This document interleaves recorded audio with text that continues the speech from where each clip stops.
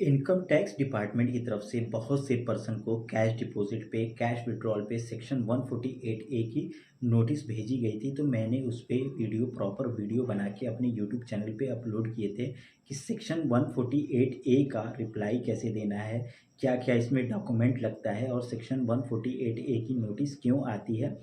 तो बहुत से पर्सन ने रिप्लाई दिया था अपने नोटिस का, लेकिन उनके पे दोबारा फिर से इनकम टैक्स डिपार्टमेंट की तरफ से नोटिस आ गई है और नोटिस जो है वो भी सेक्शन 148 ए की ही नोटिस आई हुई है। तो ये दोबारा क्यों नोटिस भेजी गई है, आज इसके बारे में हम लोग जानेंगे। और जो दोबारा नोटिस आई है, इस नोटिस का हम लोग को रिप्लाई कैसे देना है, इसके बारे में हम लोग पूरा सारा का सारा डिटेल्स जानेंगे स्टेप बाय स्टेप। ठीक है, तो चलिए हम लोग सबसे पहले जानते हैं कि ये आप पे नोटिस दोबारा क्यों आ जाती है, क्या वजह होती है कि ये नोटिस आप पे दोबारा आ जाती है। तो सबसे पहले मैं बता दूं कि जो आप डॉक्यूमेंट अपलोड करते हैं या जो भी आप डॉक्यूमेंट इसमें अटैच करते हैं, आप ऐसी डॉक्यूमेंट अटैच करते हैं जो कि इनकम टैक्स ऑफिसर के लिए ना काफ़ी होता है। मतलब कि आपका जो ऑफिसर है, इनकम टैक्स ऑफिसर है, वो जस्टिफाई नहीं हो पाता है आपके डॉक्यूमेंट से, या आप रिस्पॉन्स देते हैं जो अपना मैटर लिख के भेजते हैं इनकम टैक्स ऑफिसर को, वो मैटर ना काफ़ी होता है इनकम टैक्स ऑफिसर के लिए। तो फिर वो आपको रिप्लाई में दोबारा नोटिस इशू कर देता है कि आपने जो डॉक्यूमेंट हमको भेजा है या आपने जो रिस्पॉन्स हमको दिए हैं वो हमारे पकड़ में नहीं आ रहा है और मुझसे नहीं ऐसा लग रहा है कि आपका इस वजहों से आपने अपने बैंक अकाउंट से इतना कैश में डिपॉजिट किया था या विड्रॉल किया था। ठीक है, जैसे मैं आपको इनका मैटर बता रहे हैं तो आपको थोड़ा सा समझने में ईजी रहेगा। जैसे मैं आपको बताता हूँ, एक पर्सन का हमारे पास नोटिस है जिनके पे दोबारा ये नोटिस इशू हुआ है। तो उन्होंने हमारे पास नोटिस भेजा है रिप्लाई देने के लिए। तो जो फर्स्ट टाइम वो रिप्लाई दिए हैं उसके बारे में हम लोग डिस्कशन कर रहे हैं। देखिए, मैं आपको बताते हैं कि ये रिप्लाई क्या दिए हैं। तो सबसे पहले बता दें कि ये एक सीएससी सेंटर चलाते हैं। सीएससी सेंटर आप जानते होंगे, कॉमन सर्विस सेंटर है, और जिसमें ये एईपीएस का काम करते थे। एईपीएस वो जो आधार इनेबल पेमेंट है, वो पैसा निकालने जमा करने वाला जो सिस्टम होता है, उससे ये काम कर रहे थे। और इन्होंने एक साल में, एक फाइनेंशियल ईयर में 1 करोड़ 40 लाख रुपए का ट्रांजेक्शन किए हैं। ठीक है, 1 करोड़ 40 लाख रुपए का ट्रांजेक्शन किए हैं एक फाइनेंशियल ईयर में। और इन्होंने नोटिस में जब अपना रिप्लाई दिया है तो इन्होंने रिप्लाई में लिखा है कि सर, मैं एक सीएससी चालक हूँ और मैं अपने मर्चेंट अकाउंट से 1 करोड़ 40 लाख रुपए का ट्रांजेक्शन किए हैं और मुझे आईटीआर फिलअप के बारे में नहीं पता था, इसलिए हम उस फाइनेंशियल ईयर का आईटीआर फाइल नहीं कर पाए। तो अब आप बताइए कि एक सीएससी सेंटर चलाने वाला 1 करोड़ 40 लाख रुपए का ट्रांजैक्शन बता रहा है कैश में किया है, तो कौन सा इनकम टैक्स ऑफिसर इस बात को एक्सेप्ट करेगा। अब यहाँ पे तो इन्होंने गलती की है, ये बता दिए हैं कि भाई मैं सीएससी चालक हूँ, सीएससी चलाता हूँ, सीएससी सेंटर चलाता हूँ, वह 1 करोड़ 40 लाख रुपए का ट्रांजैक्शन किया हूँ। उन्होंने छोटे से में रिप्लाई दिया है। तो इस बात से मैं भी अगर इनकम टैक्स ऑफिसर होता तो मैं भी जस्टिफाई नहीं हो पाता कि एक सीएससी ऑफिसर, एक सीएससी सेंटर चलाने वाला 1 करोड़ 40 लाख रुपए का ट्रांजैक्शन नहीं कर सकता है। क्लियर है यहाँ पे। तो इस चीज़ को बताने का जो मेरा रीज़न है कि आप समझिए कि आप कहाँ गलती करते हैं कि आप पे ये दोबारा नोटिस इशू होता है। ठीक है, इसको बताने का सिर्फ रीज़न मेरा एक ही है कि आप समझ पाएँ कि आप कहाँ मिस्टेक करते हैं अपने नोटिस का रिप्लाई देते टाइम। ठीक है, और दूसरा मिस्टेक इनका देखिए, इन्होंने अपना जो अटैचमेंट किया है, डॉक्यूमेंट अटैच किए हैं, वो तो एक अपना स्टेटमेंट किए हैं। ठीक है, वो financial year, same financial year का स्टेटमेंट अटैच किए हैं, लेकिन बैलेंस शीट जो अपनी जो फाइनेंशियल रिपोर्ट होता है, बैलेंस शीट जो होता है, वो जो अपलोड किए हैं उसको किसी अकाउंटेंट, किसी चार्टर्ड अकाउंटेंट से अथराइज नहीं कराए हैं। तो यही सब वजह है जो कि इनके पे दोबारा से नोटिस इशू हो गया है। ठीक है, तो आप भी ऐसा मिस्टेक न कीजिए। जो भी वाक़या आपके साथ हुआ है, जिस वजह से आपने कैश में ट्रांज़ैक्शन किया है अपने अकाउंट से, कैश में डिपॉज़िट किए हैं या विथड्रॉल किए हैं, जो भी वजह है, उसको आप प्रॉपर तरीके से लिख के आप बताइए इनकम टैक्स ऑफ़िसर को, और साथ ही में डॉक्यूमेंट भी लगाइए। ठीक है, अगर आप बिजनेस बता के उस ट्रांजैक्शन को दिखा रहे हैं कि मान लीजिए 1,40,00,000 रुपए का हमने ट्रांज़ैक्शन किया था और उसमें हमारी जो इनकम बन रही थी वो 6 लाख रुपए बन रही थी। ठीक है? तो उसका आपके पास कोई प्रूफ़ होना चाहिए। मान लीजिए आपके पास फाइनेंशियल ईयर 2016-17 में अगर ये चीज़ नोटिस इश्यू हुआ है, आया है उस फाइनेंशियल ईयर में कैश डिपॉज़िट या कैश विथड्रॉल पे, तो उस वक़्त का आपके पास बिज़नेस का कोई प्रूफ़ होना चाहिए। बिज़नेस का प्रूफ़ आप दीजिएगा तभी तो वो जस्टिफ़ाई होगा कि हाँ, आप उस वक़्त बिज़नेस कर रहे थे और आपका इतना ट्रांज़ैक्शन हुआ है। इस बात को आप ज़रूर ध्यान रखिएगा। और डॉक्यूमेंट जब भी आप अपलोड कीजिए, जब आप बैलेंस शीट या फाइनेंशियल रिपोर्ट जब अपलोड कर रहे हैं, तो उसको आप एक अकाउंटेंट, चार्टर्ड अकाउंटेंट से ऑथराइज़ करा लीजिए, मुहर ज़रूर करा लीजिए। ऐसा सादा मत अपलोड कीजिए, नहीं तो फिर आप पे भी ये दोबारा नोटिस इश्यू हो जाएगा। ठीक है? तो आप जब रिस्पॉन्स वाला जो ऑप्शन होता है, जब आप नोटिस का रिप्लाई देते हैं फर्स्ट टाइम, अगर आपको नोटिस का रिप्लाई नहीं पता है कि कैसे देना है, तो इस पे मैंने एक प्रॉपर वीडियो बना के अपलोड किए हैं कि फर्स्ट टाइम इस नोटिस का रिप्लाई कैसे देते हैं, क्या इसमें रिस्पॉन्स में लिखा जाता है, क्या-क्या डॉक्यूमेंट अपलोड किया जाता है। इस पे मैंने एक ऑलरेडी वीडियो बना के अपने चैनल पे अपलोड कर दिए हैं, जिसका लिंक आपको डिस्क्रिप्शन में मिल जाएगा। तो अगर आपने नहीं देखा है अभी तक, तो उसको जाके एक बार ज़रूर देख लीजिए। ठीक है? तो जब भी आप नोटिस का रिप्लाई दीजिए तो रिस्पॉन्स वाला जो ऑप्शन है उसमें अपने सारे मैटर को आप नोट कर दीजिए, लिख दीजिए। और जब भी आप अपनी जो डॉक्यूमेंट अटैच कीजिए, जो भी डॉक्यूमेंट रिक्वायर्ड है, अगर उसमें आपका फाइनेंशियल रिपोर्ट माँग रहा है, बैलेंस शीट माँग रहा है, तो आप उसको एक चार्टर्ड अकाउंटेंट से ऑथराइज़ करा के, मुहर करा के ही उसको अपलोड किया कीजिए। ठीक है? और आप अगर बिज़नेसमैन हैं तो उसका आपको बिज़नेस का प्रूफ़ भी अपलोड कर दिया करिए। जीएसटी है, ट्रेड लाइसेंस है, मंडी लाइसेंस है, जिस भी प्रकार का आपके पास लाइसेंस है उसको आप अपलोड कर दिया कीजिए, अगर आपका बिज़नेस से रिलेटेड ट्रांज़ैक्शन हुआ है आपके अकाउंट से। जैसे मैंने इनका बताया ना कि ये एक सीएससी सेंटर चलाते हैं और साथ में एईपीएस सेंटर भी चलाते हैं। लेकिन जब इन्होंने अपने नोटिस का रिप्लाई दिया है, तो इन्होंने बताया है कि सर मैं एक सीएससी सेंटर चलाता हूँ, हमारे सीएससी से 1,40,00,000 रुपए का ट्रांज़ैक्शन हुआ है। तो ये किसी एंगल से लीगल नहीं लग रहा है। जबकि इनको रिप्लाई में देना चाहिए था कि सर मैं एक सीएससी सेंटर चलाता हूँ और साथ ही साथ एईपीएस सेंटर भी चलाता हूँ।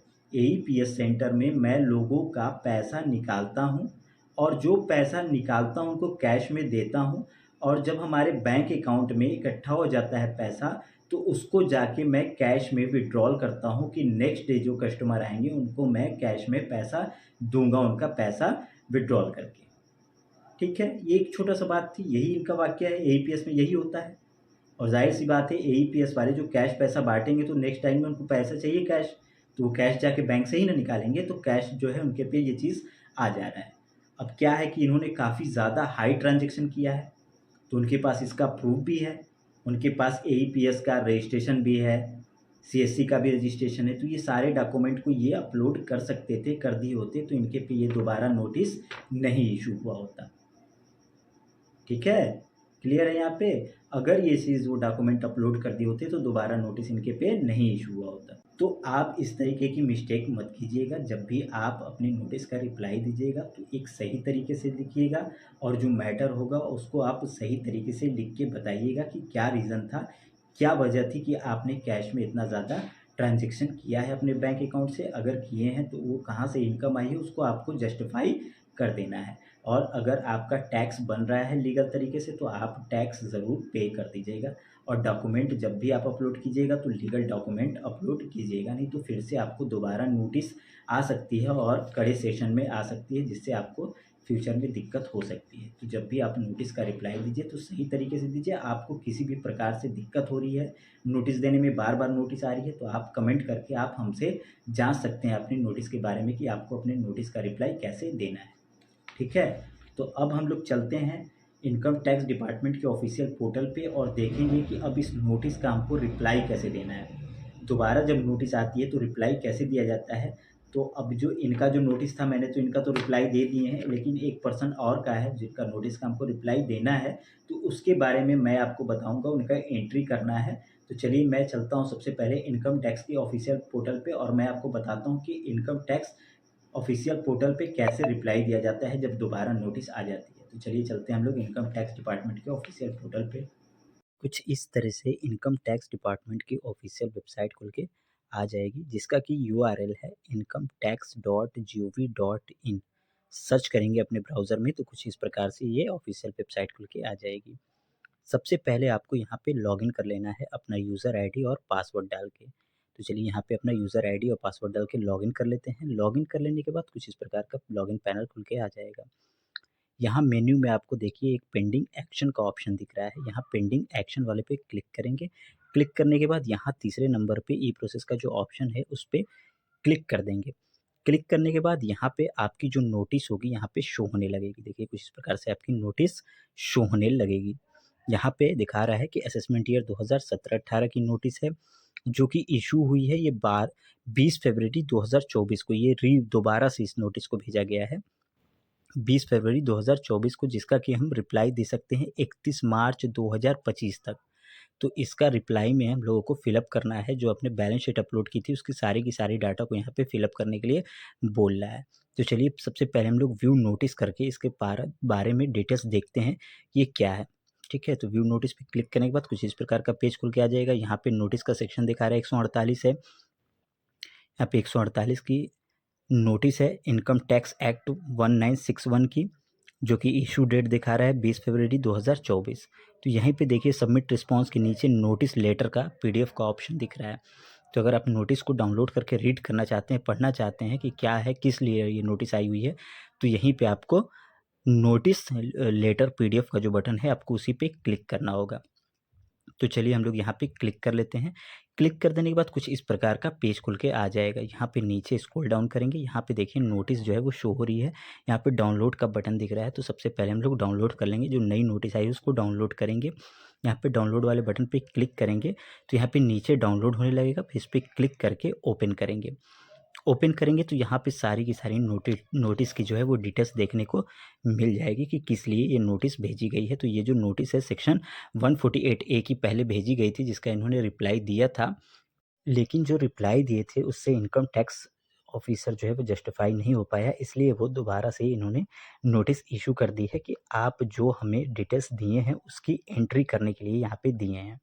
ठीक है, यहाँ पे इन्होंने 70,16,170 रुपया कैश में डिपॉज़िट किया है अपने सेविंग अकाउंट से। तो इसीलिए इनकम टैक्स डिपार्टमेंट ने इनको नोटिस इश्यू की थी कि ये बताइए कि 70 लाख रुपए का जो आपने ट्रांज़ैक्शन किया है, डिपॉज़िट किया है कैश में, ये कैसा पैसा है? तो इन्होंने रिप्लाई दिया है कि सर मैं एक बिज़नेस चलाता हूँ वेजिटेबल एंड फ्रूट का। ये वेजिटेबल एंड फ्रूट का बिज़नेस चलाते हैं, होलसेलर बिज़नेस हैं।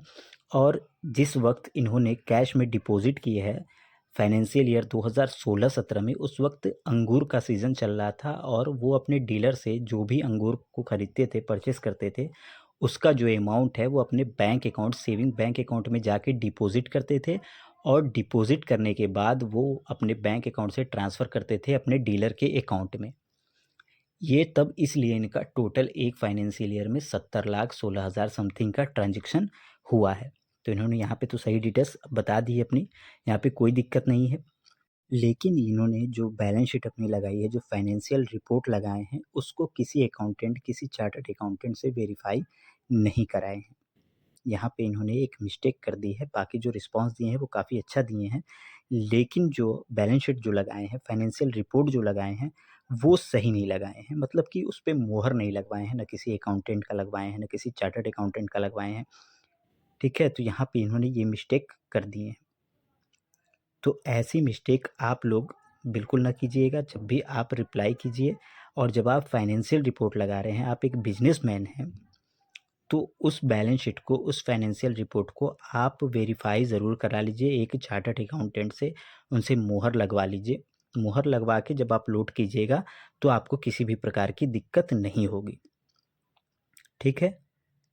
क्लियर है यहाँ पे? आपको समझ में आया है कि जब भी अगर आप बिज़नेसमैन हैं और जब भी आप अपना फाइनेंशियल रिपोर्ट करते हैं तो आप उसको वेरीफाई करा के, मोहर लगवा के ही उसमें अपलोड कीजिए, नहीं तो फिर दिक्कत आपको हो सकती है। ठीक है यहाँ पे? चलिए यहाँ पे देखिए, यहाँ पे दिखा रहा है ना अनसर्टिफाइड इनकी जो है बैलेंस शीट और प्रॉफिट एंड लॉस स्टेटमेंट है। देखिए यहाँ पे लिख रहा है, यही इनकी एक दिक्कत है।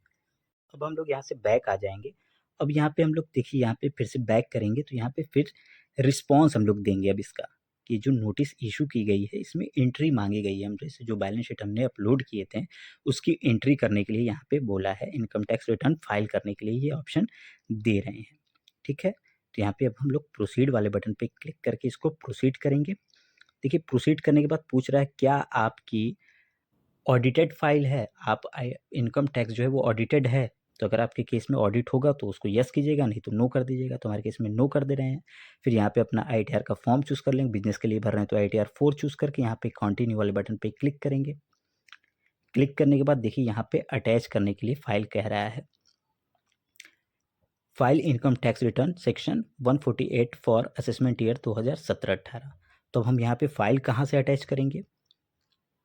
तो फाइल अटैच करने के लिए हमको सबसे पहले यहाँ पे देखिए XML फाइल कह रहा है अटैच करने के लिए।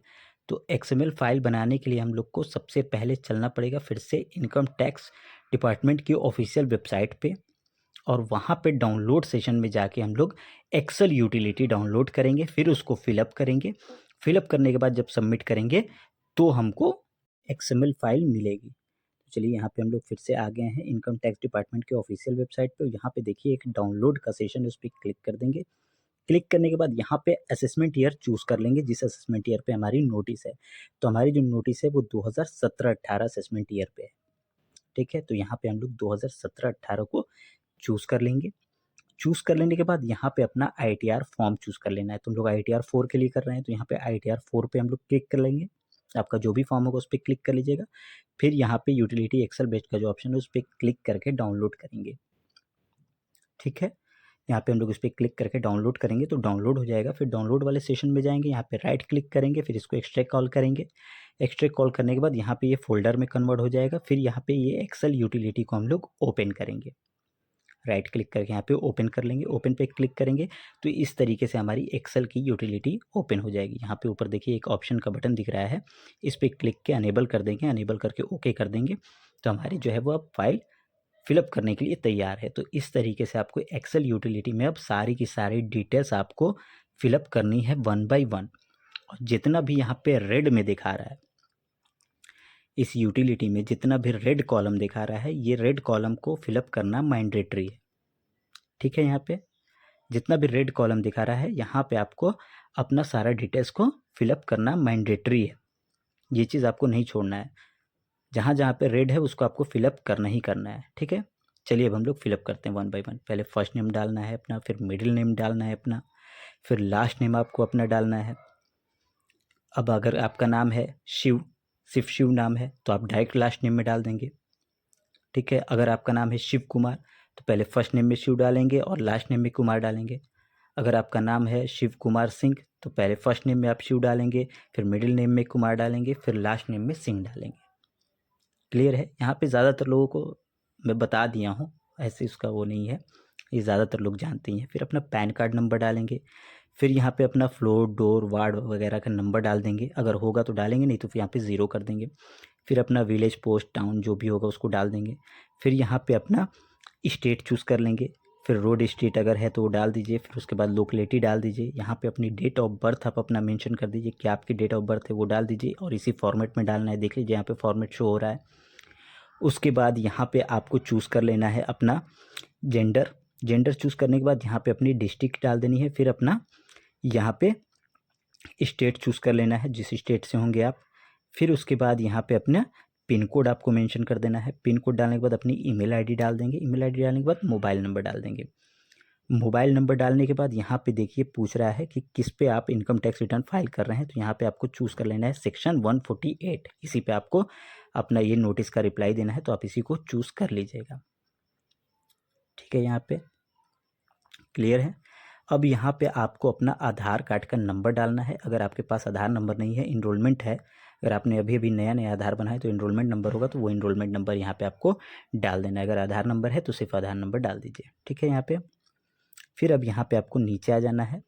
नीचे आने के बाद ये पूछ रहा है कि नए रिज्यूमे, तो नहीं, यहाँ पे आपको नो कर देना है, ठीक। यहाँ पे फिर स्क्रॉल डाउन करेंगे, यहाँ पे रेसिडेंशियल स्टेटस पूछ रहा है आपका, तो आपका जो रेसिडेंशियल स्टेटस होगा वो डाल दीजिएगा। तो हमारा रेसिडेंशियल है, हम इंडियन रेसिडेंशियल है, तो रेसिडेंशियल पे क्लिक कर लेंगे।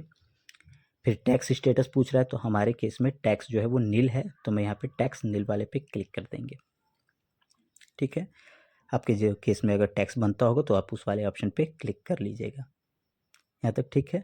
अब यहाँ पे इनकम के बारे में पूछ रहा है, तो मैं बिजनेस पे भर रहे हैं, तो यहाँ पे देखिए नीचे आपको एक बिजनेस एंड प्रोफेशन का ऑप्शन दिख रहा है आपको, वहाँ पे चले जाना है। वहाँ पे जाके अपने बिजनेस का डिटेल्स आपको फिलअप करना होगा। यहाँ पे सैलराइड पर्सन के लिए है। अगर आप सैलराइड पर्सन है तो, अगर आप बिजनेस के साथ साथ सैलराइड पर्सन है तो वहाँ पे आपको डिटेल्स मेंशन करनी है। ठीक है, यहाँ पे अपने बिजनेस का कोड चूज़ कर लीजिएगा, किस प्रकार का आपका बिजनेस है। तो हमारा जो है वो होलसेल का है, यहाँ पे होलसेल चूज़ कर लिए। उसके बाद ट्रेड का नाम अपना मेंशन कर देना है, जो भी आपका ट्रेड का नाम होगा। ठीक है, जो भी आपका फर्म का नाम होगा वो यहाँ पे डाल देंगे। फिर उसके बाद आपका कितना साल भर का टर्नओवर है और उस पर कितनी प्रॉफिट हुई है आपकी, उसको यहाँ पे डालना है आपको। तो ये सब डिटेल्स आपको मिलेगा आपके प्रॉफिट एंड लॉस स्टेटमेंट में, जो भी आपने अपलोड किया था पिछली बार, जो नोटिस दिया था, तो जो रिप्लाई में दिया था, अपलोड किया था, उसमें आपको डिटेल्स ये मिल जाएगी। ठीक है, अब मैं बता दूं कि अगर आप बैंक से द्वारा अगर इनकम करते हैं, सेलिंग करते हैं, टर्नओवर करते हैं, तो आपको 6% अपनी प्रॉफिट डिक्लेयर करनी होती है। अगर आप कैश में करते हैं तो 8% आपको अपनी प्रॉफिट डिक्लेयर करनी होती है। ठीक है, यहाँ पे अब देखिए, यहाँ पे हम आ गए हैं अपने प्रॉफिट एंड लॉस स्टेटमेंट पे। तो यहाँ पे जो इनका टर्नओवर है वो 70,16,170 का ट्रांजेक्शन है, जो कि इनके नोटिस में भी यहाँ पे शो हो रहा है, 70,16,170 ठीक है, यहाँ पे दोनों का टर्नओवर मैच हो रहा है। फिर अब इनकी जो प्रॉफिट है, यहाँ पे नीचे देखिए, प्रॉफिट है वो 4,40,390 है। 4,40,390 इनकी टोटल प्रॉफिट है यहाँ पे। ठीक है, तो यहाँ पे अब हम लोग ये पूरी डिटेल्स को यहाँ पे फिलअप कर देंगे। यहाँ पे अपना टर्नओवर डाल देंगे। फिर यहाँ 6% में, क्योंकि जितना भी ट्रांजेक्शन है वो सारा सारा बैंक से है, तो यहाँ पे अपनी प्रॉफिट को 6% में फिलअप कर देंगे। फिलअप कर देने के बाद यहाँ पे नीचे आएंगे। देखिए, यहाँ पे अब दूसरा एक इनकम टैक्स का है, सेक्शन 144 ADA है, और नीचे उसके 44 AE है। अब 44 ADA प्रोफेशनल के लिए होता है, और 44 AE जो है वो उनके लिए होता है ट्रांसपोर्ट वालों का। इस पे मैंने एक प्रॉपर वीडियो बना के अपने चैनल पे अपलोड किए हैं। सेक्शन 44 AD किसको कहते हैं, 44 ADA किसे कहते हैं, और 44 AE किसे कहते हैं, क्या डिफरेंस इन तीनों में, इस पर मैंने एक प्रॉपर वीडियो बना के ऑलरेडी अपने चैनल पे अपलोड किए हैं। अगर अभी तक आपने नहीं देखा है तो उसको देख लीजिएगा, लिंक मैं आपको डिस्क्रिप्शन में दे दूँगा। ठीक है, अब यहाँ पे देखिए, नीचे आएंगे, यहाँ पे बैलेंस शीट का कुछ डिटेल्स मांग रहा है, जैसे आपका सन्ड्री क्रेडिटर मांग रहा है, डेबिटर मांग रहा है। ठीक है, बैंक का आपका बैलेंस पूछ रहा है, और इन्वेंट्री के बारे में पूछ रहा है, जो स्टॉक है आपका क्लोजिंग स्टॉक, उसके बारे में यहाँ पे पूछ रहा है। तो ये सब आपको डिटेल्स आपके बैलेंस शीट में मिल जाएगी, जो आपने स्टेटमेंट बनाए होंगे उसमें बैलेंस शीट वाले सेशन में जाएंगे, वहाँ पे आपको ये चीज़ मिल जाएगा। देखिए, बैलेंस शीट में हमको मिल गया यहाँ पे देखिए, सन्ड्री क्रेडिटर मिल जा रहा है, सन्ड्री डेबिटर, देखिए क्रेडिटर है ये, सन्ड्री डेबिटर है। ठीक है, यहाँ पे बैंक कैश इन हैंड है, बैलेंस कैश बैलेंस है। तो ये सारी डिटेल्स को आपको वहाँ पे 1 बाय 1 फिलअप कर देनी है। यहाँ पे क्लोजिंग स्टॉक भी है, देखिए सारा का सारा डिटेल्स आपको बैलेंस शीट में मिल जाएगा। इस सारी डिटेल्स को आप नोट करके वहाँ पे आपको जाके अपडेट कर देना है, मेंशन कर देना है। ठीक है, यहाँ पे किसी भी प्रकार का आपका कन्फ्यूज़न नहीं है। अब यहाँ पे देखिए, मैं 1 बाय 1 सारी डिटेल्स को फिलअप कर दिया हूँ। ठीक है, मैंने अपना sundry debtor, creditor, cash in hand और क्लोजिंग स्टॉक वगैरह का सारा जो है अमाउंट है वो यहाँ पे सबमिट कर दिया है। ठीक है, उसके बाद फिर से हम लोग इनकम वाले सेशन में, पहले वाले सेशन में जाएंगे। तो देखिए, यहाँ पे हमारी जो है इनकम शो होने लगी है, जो हमने बिजनेस की इनकम डाली थी वो यहाँ पे ऑटोमेटिक आ गई है।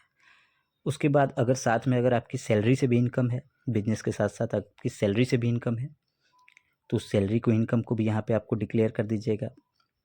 उसके बाद अगर हाउस प्रॉपर्टी से भी आपकी कुछ इनकम हो रही है तो उसको भी यहाँ पे मेंशन कर दीजिएगा। फिर उसके बाद अदर रिसोर्स से भी आपकी अगर इनकम हो रही है, बैंक इंटरेस्ट मिल रहा है, डिपॉजिट पे मिल रहा है, या डिविडेंड कुछ भी मिल रहा है, अदर रिसोर्स से आपकी इनकम हो रही है, तो उसका यहाँ पे आपको डिटेल्स मेंशन कर देना है। ठीक है, यहाँ पे क्लियर है। अदर रिसोर्स में जो भी आपके अदर रिसोर्स की इनकम होगी उसको ज़रूर चेक कर लीजिएगा। आप सबसे पहले आप अपने इनकम टैक्स के पोर्टल पे जाइएगा। ठीक है, पोर्टल पे जाके लॉगिन कर लीजिएगा सबसे पहले आप, और अपना फॉर्म 26A ज़रूर चेक कर लीजिएगा कि आपकी कहीं अदर इनकम तो नहीं शो हो रही है। देखिए, जैसे लॉगिन कर लीजिएगा आप, तो यहाँ पे फाइल मेन्यू में आइएगा। फाइल में जाइएगा तो इनकम टैक्स रिटर्न फाइल में जाइएगा, तो यहाँ पे आपको देखिए नीचे व्यू फॉर्म 26A का ऑप्शन दिख रहा है, आप उसी पे आपको क्लिक कर देना है। ठीक है, क्लिक कर दीजिएगा तो इस तरीके से फिर कंटिन्यू का बटन आएगा, उस पर क्लिक कर देना है आपको। क्लिक कर देने के बाद यहाँ पे चेक मार्क लगाना है इस पर, और चेक मार्क लगाने के बाद प्रोसीड कर देना है। प्रोसीड कर देने के बाद यहाँ पे आपको फिर यहाँ पे क्लिक हेयर वाले बटन पे क्लिक कर देना है। इस ऑप्शन पे जो हाईलाइट हो रहा है इस पर आपको क्लिक कर देना है। क्लिक करने के बाद यहाँ पे आपको अपना असेसमेंट ईयर चूज़ करना है। तो हमारा जो असेसमेंट ईयर 2017-18 है, चूज़ कर लेंगे। फिर उसके बाद यहाँ पे HTML फाइल पे क्लिक कर लेंगे, चूज़ कर लेंगे। चूज़ करने के बाद व्यू डाउनलोड वाले बटन पे क्लिक करेंगे। फिर यहाँ पे PDF को डाउनलोड करेंगे क्लिक करके। क्लिक करते ही यहाँ पे नीचे डाउनलोड होना स्टार्ट हो जाएगा। डाउनलोड होने के बाद यहाँ पे क्लिक करके इसको ओपन करेंगे। देखिए ओपन करने के बाद यहाँ पे चेक कर लीजिएगा कि आपकी कहीं से और भी तो इनकम शो नहीं हो रही है बैंक से, या कहीं से भी इंटरेस्ट वगैरह कहीं ना शो नहीं हो रही है। तो हमारे केस में तो कोई भी इनकम यहाँ पे शो नहीं हो रही है, सिर्फ वही एक अमाउंट दिखा रहा है 70,16,170 रुपये का जो हमारा डिपॉजिट हुआ है कैश में बैंक अकाउंट से। बस वही चीज़ यहाँ पे शो हो रहा है, अदर कुछ भी नहीं शो हो रहा है फॉर्म 26AS में। ठीक है, तो आप भी जब अपना फिलअप कीजिएगा तो इसको ज़रूर चेक कर लीजिएगा, फिर से मिस्टेक मत कर दीजिएगा, नहीं तो फिर प्रॉब्लम होगी, फिर कोई सेशन पे आप पे नोटिस आ जाएगी। तो ये चीज़ को आप ध्यान में रखिएगा, आप फॉर्म 26A ज़रूर चेक कर लीजिएगा। ठीक है, तो हमारे केस में तो अदर रिसोर्स से कोई इनकम नहीं है। अब यहाँ पे डिडक्शन का ऑप्शन पूछ रहा है, LIC पे LIC आप जो भी कोई कुछ भी आपका डिडक्शन होगा। तो हमारे केस में तो भाई किसी भी प्रकार का डिडक्शन नहीं है इनके केस में, जिनका मैं फिलअप कर रहा हूँ। तो इनके केस में कोई भी डिडक्शन नहीं है, तो मैं सारे कॉलम को ऐसे ही छोड़ दूंगा। ठीक है, अब कोई डिडक्शन ही नहीं है तो इसमें कुछ छेड़ना ही नहीं है हमको। अब हम लोग चलेंगे यहाँ पे इसके बगल वाले TDS वाले ऑप्शन में। अगर आपका कोई TDS कटा होगा तो आपको TDS में यहाँ पे फिलअप कर देना है, अगर नहीं कटा होगा तो छोड़ देंगे। जैसे हमारे केस में तो कोई TDS नहीं कटा हुआ है तो मैं छोड़ दूंगा। अगर कटा होगा आपका TDS तो यहाँ पे TDS को भी आप क्लेम कर देंगे, पर वो रिफंड मिलेगा नहीं। ठीक है, क्लेम कर दीजिएगा आपसे कि अगर आप पे टैक्स बनेगा तो वो टैक्स जो है वो TDS से माइनस हो जाएगा। ठीक है, यहाँ पे फिर हम लोग नेक्स्ट में चलेंगे। नेक्स्ट में जाने के बाद यहाँ पे आपको सबसे पहले अपना बैंक का डिटेल्स आपको यहाँ पे फिलअप करना है। ठीक है, जिस भी बैंक अकाउंट का आपका डिटेल्स होगा उसको यहाँ पे फिलअप कर देना है। तो सबसे पहले आपको यहाँ पे बैंक का IFSC कोड मेंशन कर देना है। IFSC कोड जैसे ही डालेंगे और नेक्स्ट करेंगे तो यहाँ पे बैंक का नाम ऑटोमेटिक आ जाएगा। फिर यहाँ पे आपको नेक्स्ट में अपना बैंक अकाउंट का नंबर यहाँ पे मेंशन कर देना है। ठीक है, यहाँ पे अपने बैंक अकाउंट का नंबर मेंशन कर देंगे। फिर उसके बाद स्क्रॉल डाउन करेंगे, फिर यहाँ पे आपको अपना नाम डाल देना है। वेरिफिकेशन में देखिए नंबर 1 पे आपको यहाँ पे अपना नाम डाल देना है।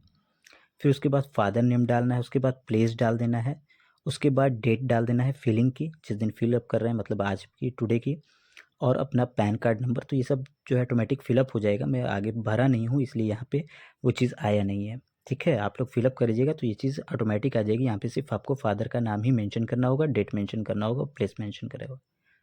ठीक है, उसके बाद यहाँ पे अदर में कुछ आपका ATG में कुछ डिडक्शन वगैरह है तो यहाँ पे आप क्लेम कर सकते हैं। तो हमारे केस में तो कोई डिडक्शन नहीं है तो मैं इसको छोड़ दूंगा। फिर यहाँ पे फर्स्ट पेज पे आ जाएंगे। फर्स्ट पेज पे आने के बाद यहाँ पे वैलिडेट कर लेंगे अपनी डाटा को। वैलिडेट करें तो देखिए यहाँ पे एक एरर आ रहा है कि सेक्शन 148 की जो हम अप्लाई कर रहे हैं उसकी डेट हम यहाँ पे डालना भूल गए हैं। तो यहाँ पे अपना डेट डाल दीजिएगा जब नोटिस की डेट थी। ठीक है, तो यहाँ पे हम नोटिस की डेट पहले डाल देते हैं। तो मैं यहाँ पे डेट डाल के वैलिडेट कर दिए तो सब ठीक है, ओके कर देंगे। अब ओके कर देने के बाद यहाँ पे कैलकुलेट टैक्स वाले बटन पे हमको क्लिक करना है। ठीक है, यहाँ पे देखिए राइट साइड में नीचे कैलकुलेट टैक्स वाले बटन पे क्लिक करेंगे तो ये टैक्स को कैलकुलेट कर लेगा। कैलकुलेट करने के बाद फिर जनरेट XML फाइल पे क्लिक करेंगे तो फिर यहाँ पे XML फाइल डाउनलोड हो जाएगी। यहाँ पे सेव XML फाइल का बटन आ जाएगा, उस पर क्लिक कर देंगे तो आपकी जो है वो XML फाइल डाउनलोड हो जाएगी। ठीक है, यहाँ पे डाउनलोड वाले बटन में जाएंगे, जहाँ पे आपने फोल्डर रखा था वहाँ फोल्डर में देखेंगे तो यहाँ पे देखिए एक XML फाइल जो है वो डाउनलोड होके आ गई है। ठीक है, क्लियर है यहाँ पे। फिर अब हम लोग चलेंगे अपने इनकम टैक्स पोर्टल पे और फिर यहाँ पे हम लोग फिर से अब चलेंगे नोटिस वाले सेशन में। पेंडिंग में जाएंगे, प्रोसेस में जाएंगे, ई प्रोसेस में। प्रोसेस में जाने के बाद यहाँ पे फिर से हम लोग जाएंगे व्यू नोटिस पे। व्यू नोटिस वाले बटन पे क्लिक करेंगे, फिर सबमिट रिस्पॉन्स वाले बटन पे क्लिक करेंगे। क्लिक करने के बाद फिर से यहाँ पे एक पॉपअप खुल के आएगा, यहाँ पे इसको प्रोसीड कर देंगे। प्रोसीड कर देने के बाद फिर से यहाँ पे हम लोग नो वाले बटन पे क्लिक करेंगे, फिर ITR 4 चूज़ करेंगे, कंटिन्यू करेंगे। कंटिन्यू कर देने के बाद यहाँ पे अटैचमेंट फाइल का ऑप्शन आ जाएगा, तो यहाँ पे अटैच वाली फ़ाइल पे आपको क्लिक करना है और जहाँ पे भी जिस फ़ोल्डर में आप रखे थे वहाँ से उस फाइल को अटैच करना है इसमें। ठीक है, जैसे देखिए यहाँ पे मैं अटैच को क्लिक करके अटैच कर रहा हूँ, प्रोसेस होगा, फिर यहाँ पे वैलिडेट सक्सेसफुली हो जाएगा। सक्सेसफुली हो जाने के बाद फिर से यहाँ पे प्रोसीड करेंगे। फिर यहाँ पे कह रहा है कि आधार ओटीपी से वेरीफाई कराने के लिए, तो यहाँ पे फिर से कंटिन्यू वाले बटन पे आपको क्लिक कर देना है। क्लिक कर देने के बाद देखिए आपको यहाँ पे कई ऑप्शन देखने को मिल जाएंगे वेरीफाई कराने के लिए। तो सबसे बेस्ट जो यहाँ पे ऑप्शन है कि आप आधार ओटीपी से ही इसको वेरीफाई कराइए। अदर में बहुत से ऑप्शन है, अगर आपके आधार में मोबाइल नंबर नहीं रजिस्टर्ड है तो आप अदर ऑप्शन पे जा सकते हैं। ठीक है, पर सबसे जो बेस्ट ऑप्शन है वो आधार ओटीपी से वेरीफाई कराना है। ठीक है, उसके बाद यहाँ पे कंटिन्यू करेंगे, फिर यहाँ पे चेक मार्क करेंगे, फिर जनरेट आधार ओटीपी पे क्लिक करेंगे। क्लिक कर देने के बाद आपके जो रजिस्टर्ड होगा आधार में मोबाइल नंबर, उस पर ओटीपी चला जाएगा। उस ओटीपी को यहाँ पे आपको मेंशन कर देना है। तो चलिए मैं यहाँ पे ओटीपी डाल देते हैं, फिर ओटीपी डाल के वैलिडेट पे क्लिक करेंगे। क्लिक कर देने के बाद यहाँ पे सबमिट करने का ऑप्शन आएगा, तो यहाँ पे सबमिट वाले बटन पे क्लिक करके सबमिट कर देंगे। सबमिट कर देने के बाद आपका सक्सेसफुली है जो आपका आईटीआर वेरीफाई हो जाएगा। ठीक है, वेरीफाई हो जाने के बाद यहाँ पे आपको एक्नॉलेजमेंट का ऑप्शन मिलेगा, उसको डाउनलोड कर लेंगे। और यहाँ पे फॉर्म का ऑप्शन मिलेगा, फॉर्म को भी आप डाउनलोड करके रख लीजिएगा, या तो प्रिंट करके अपने पास ज़रूर से रख लीजिएगा, आपको ये फ्यूचर में काम आ सकता है। ठीक है, तो आप ज़रूर से डाउनलोड करके इसको रख लीजिएगा या प्रिंट करके रख लीजिएगा। ठीक है, तो इस तरीके से आप सेक्शन 148 की नोटिस का दोबारा जब नोटिस आ जाती है तो इस तरीके से आप रिप्लाई दे सकते हैं। मैंने सारा का सारा डिटेल्स आपको बता दिया है कि किस मिस्टेक से ये दोबारा नोटिस आ जाती है और दोबारा इस नोटिस का कैसे रिप्लाई देना होता है, कैसे इसको फिलअप करना होता है। इस वीडियो में मैंने आपको सारा का सारा डिटेल्स समझा दिया है। लेकिन अभी भी कोई डाउट रह गया होगा आपके माइंड में, या अभी भी कुछ आपको नहीं समझ में आया होगा, तो आप हमसे कमेंट करके बेहिचक पूछ सकते हैं। मैं जल्दी से जल्दी आपके कमेंट का रिप्लाई देने की कोशिश करूँगा। ठीक है, और सबसे इम्पॉर्टेंट बात कि अगर आपको ये जानकारी पसंद आई है तो ज़्यादा से ज़्यादा लोगों से शेयर कीजिए, और साथ ही साथ हमारे इस चैनल को सब्सक्राइब तो आप ज़रूर कर लीजिए। आप लोग वीडियो देखते हैं लेकिन आप लोग चैनल नहीं सब्सक्राइब करते हैं, जिससे मनोबल जो है वो हमारा डाउन होता जा रहा है दिन पे दिन। तो इसलिए आप लोग सब्सक्राइब ज़रूर कीजिए और ज़्यादा से ज़्यादा लोगों से हम इस वीडियो को शेयर कीजिए कि मैं ऐसी वीडियो आप लोगों के लिए डेली बेसिस पे लाता रहूँ। ठीक है, तो आप लोग हमारे चैनल को सब्सक्राइब तो ज़रूर कर लीजिएगा। मैं ऐसी ऐसी इन्फॉर्मेशन डेली आपके लिए लाता रहूँगा। ठीक है, तो आप हमारे चैनल को ज़रूर सब्सक्राइब कर लीजिएगा।